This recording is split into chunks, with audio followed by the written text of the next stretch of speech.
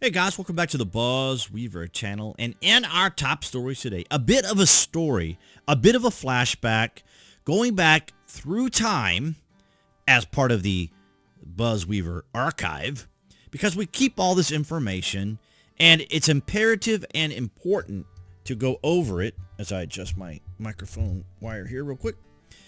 Because you see, things change. Levels of enthusiasm, attitude, direction, and of course the Establishment Uni-party assets among many in the entertainment industry, sports, media.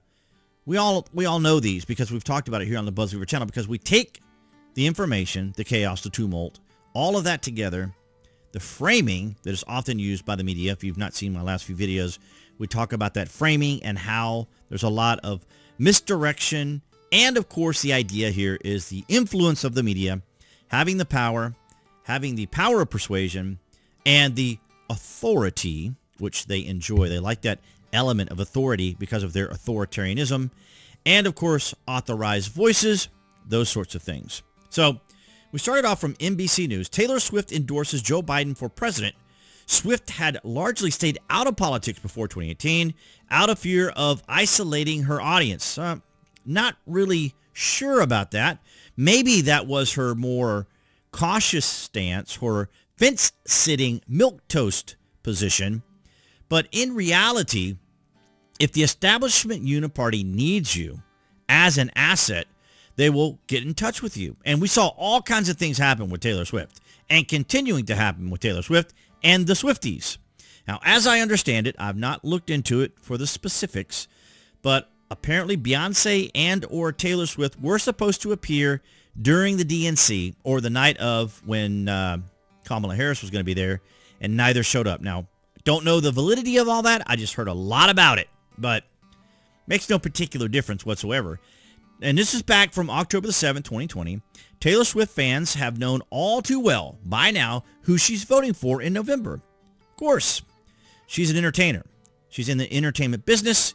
If you want to succeed in the entertainment business, if you want to succeed in any of the arts and maybe even sports and these sorts of areas, you have to be on the narrative. You have to be there. Remember years and years ago when Sally Field said, "You really, really, really like me," when she won her first Oscar for Forrest Gump, because she illustrated right there that if they don't like you in the industry, you're not going to succeed. You're not going to go anywhere. And I keep thinking of David Allan Coe, the kind of a rebel country music singer, who sang a lot of songs about the fact that he was just never invited, never participated, was never part of the country music industry, because he just said things like it was.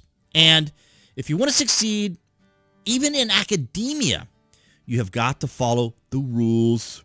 So, and the pop singer made it official on Wednesday by endorsing Democrat nominee Joe Biden. Here's what's really funny. So apt that it comes out on the night of the VP debate, Swift said to her more than 87 million followers, going to be watching and supporting at Kamala Harris by yelling at the TV a lot. So again, here we have yet another element of framing, but also an illustration, almost mildly ambiguous, about influence, about her influence, with her 87 million followers on, across social media, which doesn't surprise me. I mean, I don't have anything. Look, I want to emphasize here, I have nothing against Taylor Swift. She's in the entertainment business, and I understand she's simply following the plan, the narrative. So don't have anything against her.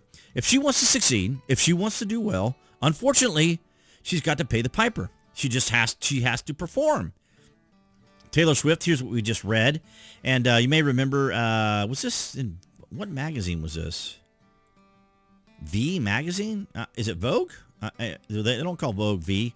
Don't know. Didn't research it. Then, of course, here she is with her cookies. I don't know how genuine this is. And see, here's the thing that I had, and I pointed this out today. I saw a video from Melissa Milano. And when I looked at Milano, it didn't look like she was being genuine. To me, when it comes to many of these entertainers, actors, whomever in the industry, or even sports figures and sports announcers and sports commentators, these other people, they say these things, but when you look at their face closely, watch their expressions, it doesn't look like they genuinely mean what they say. It looks like they're saying what they want people to hear. And with Melissa Milano, it was just like, it just really looked like she was saying something that she just wanted people to hear. It's absolutely amazing. Taylor Swift could save Joe Biden in 2024. No, seriously. No, seriously. Didn't work, did it? It's extraordinary. This was in December of 25th, 2023, nearly a year ago. And of course here, this is the typical framing from Rolling Stone. Taylor Swift time cover is breaking far-right brains. Really? See, it's just sensationalizing. It's all framing. It's all suggesting that she's so popular and she's so influential that people just can't control the fact that she's going to be able to influence something. But ultimately, it didn't work because people are cognizant of what's going on around them.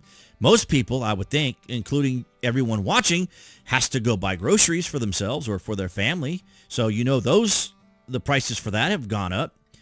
Even for your gas for your car to go to work. And, of course, your household expenses. Everyone out in our country right now understands that things are more expensive. Now, they may not understand why it's expensive because the media never gives people the direct answer. And, of course, we know it's mostly Bidenomics. So in this particular article, again, from MSNBC, Taylor Swift could save Joe Biden in 2024. It didn't work, but they did make a big deal about it around the Super Bowl time. Remember all that? And I thought it was kind of funny because of what Donald Trump said.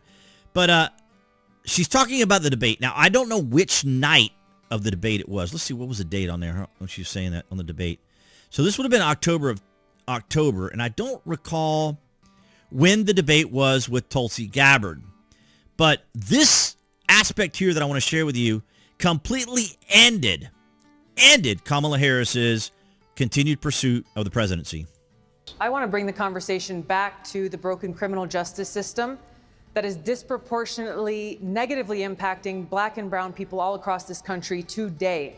Now, Senator Harris says she's proud of her record as a prosecutor and that she'll be a prosecutor president, but I'm deeply concerned about this record. There are too many examples to cite, but she put over 1,500 people in jail for marijuana violations and then laughed about it when she was asked if she ever smoked marijuana. She blocked evidence. That would have freed an innocent man from death row until the courts forced her to do so. She kept people in prison beyond their sentences to use them as cheap labor for the state of California. And she fought to keep cash bail system in place that impacts poor people in the worst kind of way.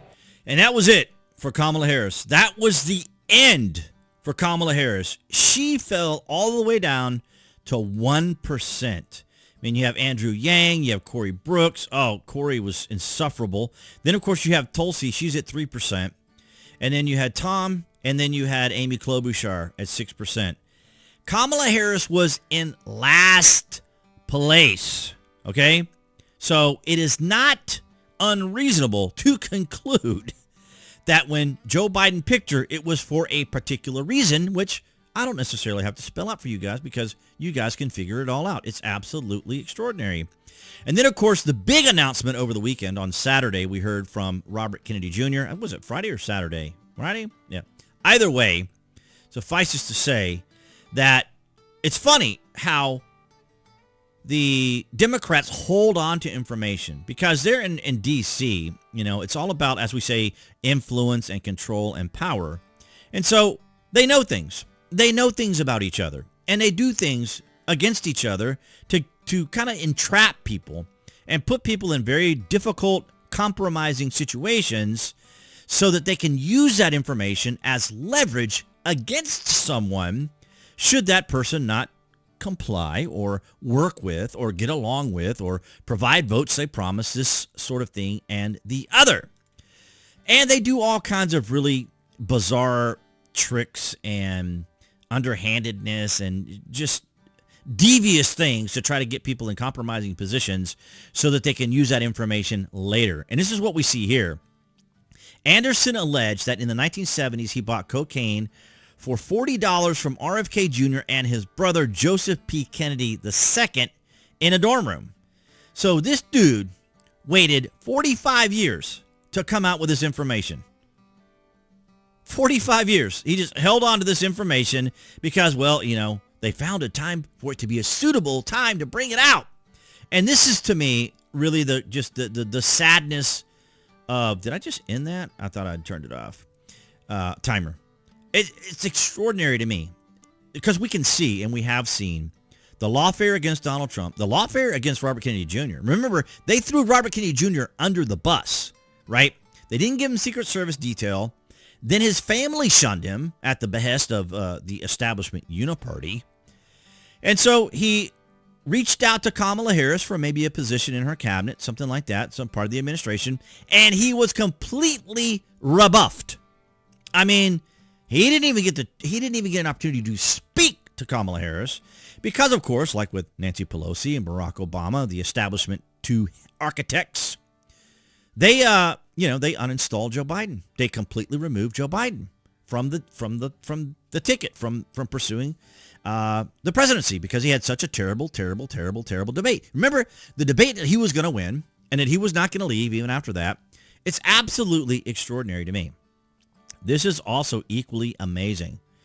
From Elon Musk, from David Sachs, party affiliation is now entirely correlated with trust in the mainstream media. Republicans realize it's propaganda, independents are on the path, and Democrats are the people still plugged into the matrix. I mean, welcome to the BuzWeaver channel. This is exactly what we talk about. The Establishment Uni-party believes that it can simply say something and everyone's supposed to accept it at face value. They don't have to research it. They don't have to look into it. They don't have to do anything to make sure that it's correct or that the information is there. And if you give me a quick second here, I think this will be a perfect illustration. So let me go through the BuzWeaver archives here real quick. I think I saved it. I hope that image up there isn't going to hit this one. Oh, do I have it? Do I have it? Do I have it? I don't think it's here. No, I don't have it here, unfortunately. But yeah. But the point here is that it's obviously the Establishment Uni-party has gotten so powerful and so emboldened that they think they can literally just say something and everyone believes it. But to continue the illustration, you see here they're showing Kamala Harris, who was pretty much nowhere on the radar at any time, and now is leading 1.5. And I use Real Clear Politics because it's an aggregate over many different polling systems here, and not just from certain news networks. But I want to direct all your guys' attention down here to the bottom of the screen. I want everyone to look at where it says Obama, Newsom, Kennedy, and Harris. Now, very carefully, I'm going to scroll across, and I want you to try to keep an eye on Harris so that you can see that over a period of time, Kamala never really makes any particular splash. She never really appears on a radar. And at one point, I thought she was even as low as 0.9%. Now, look at this. Now, she just all the way down near a bottom, nearly nowhere. And then suddenly, on June 28th, she starts to slowly creep up. Biden is still there. Newsom is still there. And then we go along. And then, of course, all the stuff that happened with Donald Trump. And then we go all the way over here to today. And she's leading Trump by, they're practically even. How does that happen? Unless the Establishment Uni-party is trying to tell everyone, or they're basically trying to make Harris the most popular girl in school. It's absolutely extraordinary, is it not? But we talk about that here on the BuzWeaver channel. That's what we do. And we see the Establishment Uni-party and the way they work, and it's absolutely extraordinary. I do want to thank all you guys across New Tech, that's BitChute, Rumble, and Odyssey, for your guys' continued support. And, of course, everyone here on YouTube for your guys' continued support. Below this video, of course, you can find all the social media links that I belong to if you want to follow me on those, as well as if you are a Amazon Prime member or order frequently from Amazon, you can use my landing page links down below. It does help out the channel and it's truly appreciated. And, of course, if you're looking for a VPN, I have my link to Trust Zone, which I really enjoy. As a matter of fact, they're offering 6 months, I think, if you purchase now, usually towards the end of the year. They offer those great deals. So thank you guys so much for your continued support. And appearing there on the screen, that would be the channel icon. You guys can click on that to subscribe, as well as to select notifications that we know when there's content here on the channel. And I'll see all you guys in the next video.